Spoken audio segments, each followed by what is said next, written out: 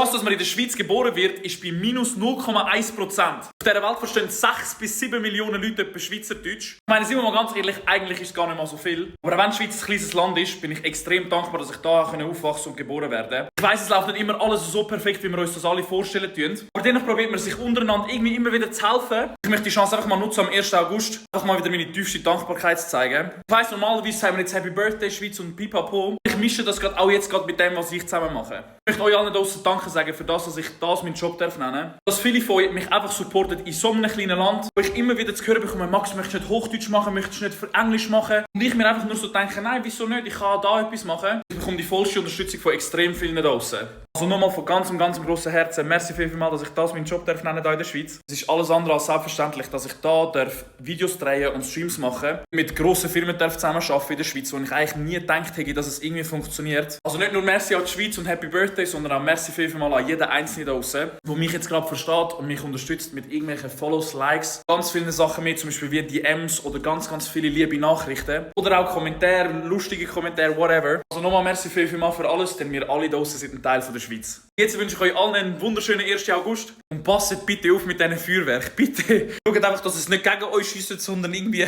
vielleicht gegen